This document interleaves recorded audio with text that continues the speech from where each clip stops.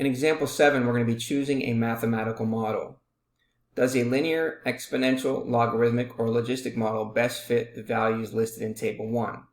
We want to find the model and use a graph to check your choice. So the first thing that we can do is we can plot the data on a graph, as in Figure 8.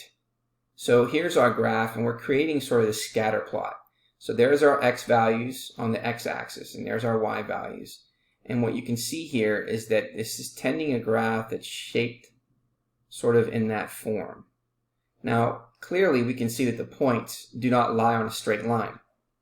So we have to reject a linear model. Now, if we draw a line between any two of the points, most or all the points between these 2 points lie above the line. So the graph is concave down, suggesting a logarithmic model. So we can try y, which is equal to a times the natural log of bx. And we're going to plug in the first point. So if you look at the first point here, the first point on the graph is 1, 0. And that's what we have up here in the table.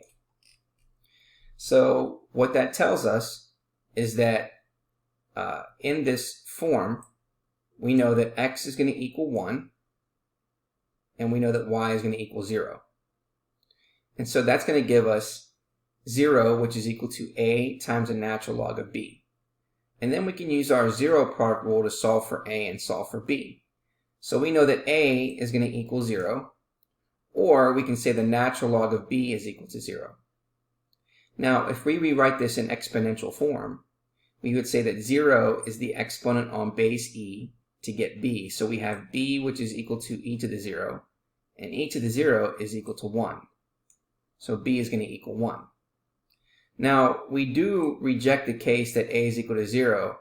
If it were, all outputs would be 0. So we just need to reject that case. But we do know that b is going to equal 1. So we can go ahead and use that. Now, let's choose a point on that graph. So we're going to choose this 9 and 4.394, which is the last point that we've graphed on that table. So now x is equal to 9 and y is equal to 4.394, and then we're going to plug it into the model knowing that b is going to equal 1. So we have 4.394, which is equal to a times the natural log of 9, and then we can solve for a by dividing both sides by the natural log of 9. So therefore a is going to equal 4.394 divided by the natural log of 9, which is approximately 2. So now we know that this model is going to look like the following. Y is going to equal 2 times the natural log of x. So an appropriate model for this data would be y, which is equal to 2 times the natural log of x. And to check the accuracy of the model, we graph the function together in the given points in Figure 9. So there is our graph, and you can see that this looks like the model that we've graphed here.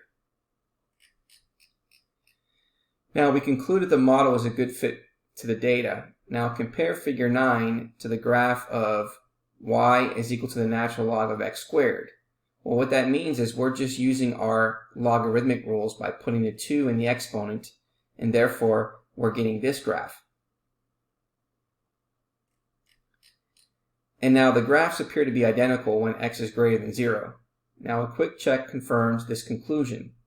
Y is equal to the natural log of x squared is also equal to 2 times the natural log of x for when x is greater than 0. However, if it's less than 0, the graph of y is equal to the natural log of x squared includes an extra branch, which is shown in the Figure 11. And this occurs because while 2 times the natural log of x cannot have negative values in a domain, as such values would force the argument to be negative, the function y equals the natural log of x squared can have negative domain values, because when you plug in a negative value, you're going to square it and it's always going to become positive.